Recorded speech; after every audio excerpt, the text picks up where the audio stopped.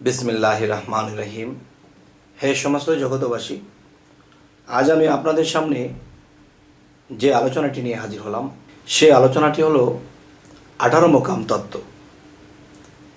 এই 18 মোকাম তত্ত্ব যে আপনাদের সামনে যেভাবে আমি পেশ করতে চাচ্ছি, যে আপনারা অবশ্যই বলবেন যে মুসলমানের মধ্যে যারা তরিকার জগতে আছে, যারা মসজিদ ধরা আছে, তারা 18 মোকামের নির্ণয় করেছে, কিন্তু এই 18 মোকামের নির্ণয় করতে যাইয়া শর্ট করে বলেছে যে 18 চিজে দেহ তৈয়ার বা 18 চিজে এই মানব বডিটার মধ্যে আত্মা সহকারে কোন কোন গুণ নিয়ে আছে, গুণের কিছু কথা বলা হয়েছে এবং দেখা যায় যে কোন কোন জিনিস দিয়ে এই দেহটা তৈরি করা হয়েছে, চলতেছে। কিন্তু এমন কিছু জিনিস বলা হয় নাই যে কোন কোন স্থানে 18 মোকামের কোন কোন স্থানে কে বাস করে, কোন ফেরেশতা, কোন দেবতা, এগুলা কিন্তু মুসলমানের মধ্যে ক্লিয়ার করা হয়নি। শুধু কি বলেছে, শুধু বলা হয়েছে যে মায়ের 4, বাবার 4 আর আল্লাহর 10।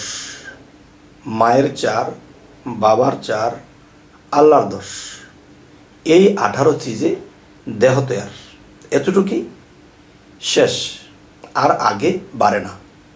কিন্তু আরও আগে বাড়ার মতো যে কোন কোন মোকামে কোন ফেরেশতা, কোন দেবতা, কে বসে কোন ডিউটি করতেছে, এটা কিন্তু মুসলমানের তরিকতে এটা ক্লিয়ার করেনি, শুধু অতটুকুই বলেছে। আচ্ছা, তাহলে মায়ের 4 কি? ত্বক, লোম, মাংস, ত্বক, লোম, মাংস এবং চামড়া। ত্বক, লোম, মাংস এবং চামড়া, এই জিনিসগুলো মায়ের ভাগ। এবার আসি বাবার ভাগ থেকে 4টি। সে 4টি কি কি? হাড্ডি, রগ, মগজ, মণি। হাড্ডি, রগ, মগজ, মণি। আচ্ছা, এই 4 মায়ের, এই 4 বাবার। আল্লাহর 10 কি? যে মায়ের 4, বাবার 4 দিয়ে এই মাটির দেহটা দাঁড়িয়ে গেল, কিন্তু এটা চলতে ফিরতে যে শক্তির প্রয়োজন, সেগুলো আল্লাহর 10-এর মধ্যে পড়েছে। হিসেব করলে 10-এর চেয়ে আরও বেশি হবে, কিন্তু 10-এর মধ্যেই সীমাবদ্ধ রাখা হয়েছে, যেহেতু 18 মোকাম। আচ্ছা, সেটি আল্লাহর 10 কি কি আপনারা ধরে নেবেন। আমি কিন্তু হিন্দু শাস্ত্রে 18 মোকামে যাব এবং সেই 18 মোকামের মধ্যে কোন কোন দেবতা, কোন কোন ফেরেশতা, কোন কোন কে কোন জায়গায় কোন ডিউটি করতেছে, সেটা বিস্তারিত বলার চেষ্টা করব। কিন্তু এখন বলছি আল্লাহর 10-এর মধ্যে একটি হলো, দেখেন মায়ের 4, বাবার 4 দিয়ে দেহটা কিন্তু হয়ে গেছে, কিন্তু চোখ, নাক, কান, মুখ সমস্ত কিছু হয়ে গেছে। এখন এটার মধ্যে যদি আল্লাহর 10টা গুণ না দেওয়া হয়, তখন চোখের দৃষ্টিশক্তি নেই।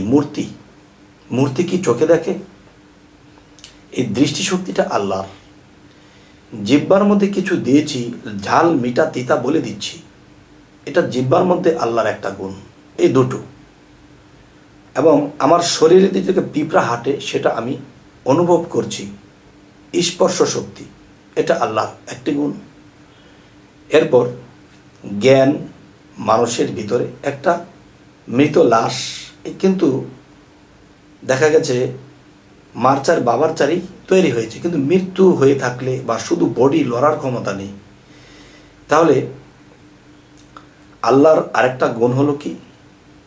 কানের শোনার একটা শক্তি, গুণ।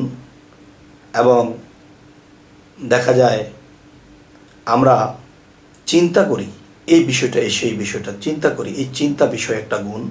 যেমন আহার, নিদ্রা, ক্ষুধা, তৃষ্ণা, ঠিক এভাবে আল্লাহর 10টা গুণ যখন দেওয়া হয়েছে, তখনই মানুষটি নড়াচড়া করে নিজের ব্রেনে, নিজের জ্ঞানে, নিজের শক্তিতে চলতে পারছে। তাই এখানে বলা হয়েছে চাবি মারিয়া দিছে সারিয়া, ঘুরতে আসে জনম বরিয়া।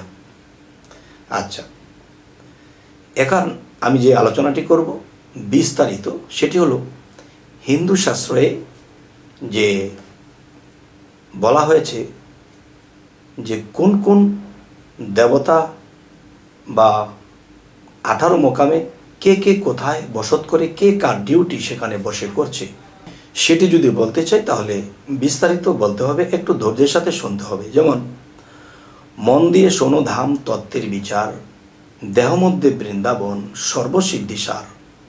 এই বাহ্যতে 84 ক্রোশ বৃন্দাবন হয়, দেহ মধ্যে সেই সব করিব নির্ণয়।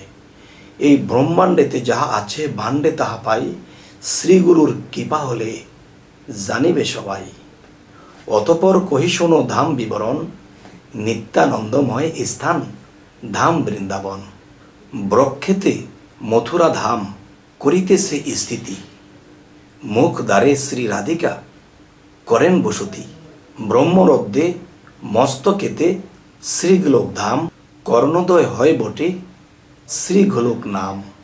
জিহ্বার ভিতরে গৌরবোদ্দনের কুঠুরি, রাধাকুণ্ড শ্যামকুণ্ড হয় নেত্রদয়।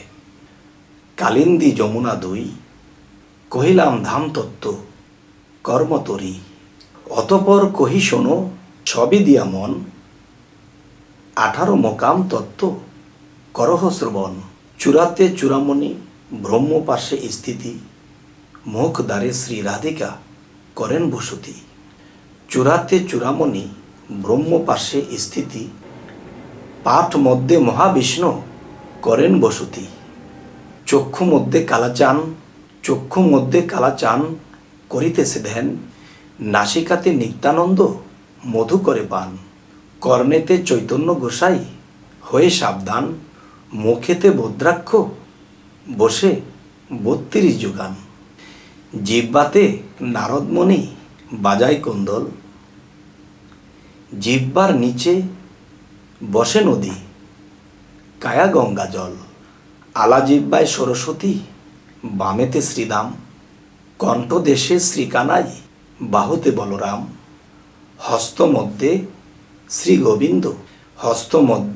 শ্রী গোবিন্দ দান অধিপতি, সপ্তদ্বীপে জগন্নাথ করেন বসতি।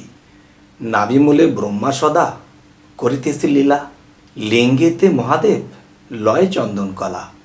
গুহ্যদ্বারে বসে আছে নারুয়া গোপাল, কামিনীর সঙ্গে খেলে বড়ই রসাল। হাঁটুতে শক্তির স্থিতি বসুমতি পায়, 18 মোকাম তত্ত্ব শোনো সমুদায়। এইসব তত্ত্বকথা যেইজন জানে, নরলোকে তুচ্ছ তারে দেবলোকে মানে। শ্রীকৃষ্ণ চৈতন্য নিত্যানন্দ করিয়াস, পবর পয়ান্দে কহে শ্রীচরণ দাস। হে সমস্ত জগতবাসী, আজকের যে আলোচনাটি আপনাদের সামনে করা হলো, যে হিন্দু শাস্ত্রের মধ্যে যদি যাই তবে কি দেখা যায় যে ক্লিয়ার করে ছন্দ আকারে বলে দেওয়া হয়েছে আপনার দেহ ভাণ্ডে কোন কোন দেবতা কোন কোন স্থানে তাদের কি ডিউটি, তারা কি করতেছে। মুখেতে বদ্রাক্ষ বসি 32 যোগান, চূড়াতে চূড়ামণি ব্রহ্ম পাশে স্থিতি। এই যে ব্রহ্ম পাশে মাথার পাশ, চূড়াতে চূড়ামণি মানে উচ্চ স্থান, তাহলে আমার মানব দেহের মধ্যে মাথাটাই হলো উচ্চ স্থান। আচ্ছা, তাহলে এত সুন্দর করে কোন কোন দেবতা কোন কোন জায়গায় কে কি ডিউটি করতেছে সমস্ত কিছু তুলে ধরা হলো। কিন্তু আমাদের মধ্যে শুধু মারচার বাবারচার আল্লাহর দর্শেষ, কিন্তু এভাবে তো জ্ঞান অর্জন করা যায় না। তো আমরা যদি নিজেকে চিনতে হয়, নিজেকে জানতে হয়, তাহলে কিন্তু আমাদের গভীরে যেতে হবে। আর গভীরে যেতে হলে দেখা যায় মানুষ যখন মানব দেহের মধ্যে থেকে সাধনাগুলো করে, তবে আমরা যদি মানব দেহে প্রবেশ করতে পারি আত্মরূপে, তখন দেখতে পারবো কোন কোন জায়গায় কোন দেবতা কোন দেবী কোন ফেরেশতা কোন জায়গায় কিভাবে বসে আছে। তবে দেবতারা যেরকম আছে, ৩৩ কোটি দেবগণে আসে, যে ৩৩ কোটি দেবগণে বসে আছে যোগ সাধনে, সেটা কোথায়? সেটা মানব দেহে। আবার আমাদের মধ্যে অগণিত ফেরেশতা, আবার বলা হয়েছে ৭০,০০০ ফেরেশতা। তবে একটা জিনিস কি, আমাদের মধ্যে যে মারচার বাবারচার পর্যন্তই সীমাবদ্ধ করে দিলেন। যাই হোক, যে মূলত আজকে আপনাদেরকে আমি যে জিনিসটা বোঝাতে চাইলাম সেটি আপনারা অবশ্যই বুঝতে পেরেছেন যে আমরা মুসলমান ধর্মে জন্ম নিয়েছি, কিন্তু এই পৃথিবীতে যতগুলো ধর্ম আছে, বিশেষ করে ৪ জন নবী শ্রেষ্ঠ, ৪ জন নবীর ধর্ম শ্রেষ্ঠ। ৪টা নবীর ৪টা ধর্মের নাম কি? যেমন ইসলাম, এরপরে খ্রিস্টান, এরপরে নাসারা। যেমন হযরত মুহাম্মদ সাল্লাল্লাহু আলাইহি সাল্লাম ইসলাম ধর্ম, ঈসা আলাইহিস সালাম খ্রিস্টান ধর্ম, দাউদ আলাইহিস সালাম নাসারা ধর্ম, মুসা আলাইহিস সালাম ইহুদি ধর্ম, এবং অন্যান্য ধর্ম আছে। আমরা যদি সেই ধর্মের দিকে বা সেই ধর্মের গ্রন্থগুলো আমরা পড়ি, তাহলে আমরা বুঝতে পারবো যে আসলে এক একটা ধর্ম এক এক রকম শিক্ষা, এক এক রকম বিষয়, কিন্তু এক এক রকম হলেও কি একটা গাছের মধ্যে যখন মধুর চাক হয়, তখন তারা কিন্তু বিভিন্ন ফুল থেকে সেই মধুগুলো আহরণ করে, কিন্তু যখন এক জায়গায় জমাট করে তখন তার স্বাদ কি হয়? মিষ্টি হয়। তো সকল ধর্মগ্রন্থ একাত্র করার পরে যখন সূক্ষ্ম জ্ঞানটা আমরা নেব, তখন এটা মিষ্টি হয়ে যাবে। যাই হোক, এখন যে কথাটি বলতে চাচ্ছি, যে বিভিন্ন ধর্মেও যখন আমরা নাড়াচাড়া করব নিজের ধর্মকে ঠিক রেখে, তখন কি হবে? আমাদের এই জিনিসগুলো জানা হবে। একটা ধর্ম মাথার সাইড বলে গেছে, আরেকটা ধর্ম সিনার সাইড বলে গেছে আরেকটা ধর্ম। তো এরকম বিভিন্ন ধর্মগ্রন্থ যখন আমরা হাতাবো, তখন দেখা যাচ্ছে যে আমরা একটা সাইড পেয়েছিলাম, এখন আমরা 4টা সাইড পেয়েছি, 10টা সাইড পেয়েছি। যাই হোক, আজকের আলোচনা আপনাদেরকে যে জিনিসগুলো বোঝাতে চেয়েছি সেটি অবশ্যই বুঝতে পেরেছেন, এবং আমাদের চ্যানেলটি যদি আপনাদের ভালো লাগে তো অবশ্যই সাবস্ক্রাইব করে নেবেন, এবং পরবর্তীতে যেন ভালো আলোচনা এনে দিতে পারি। তো সকলে ভালো থাকবেন। আল্লাহ হাফিজ।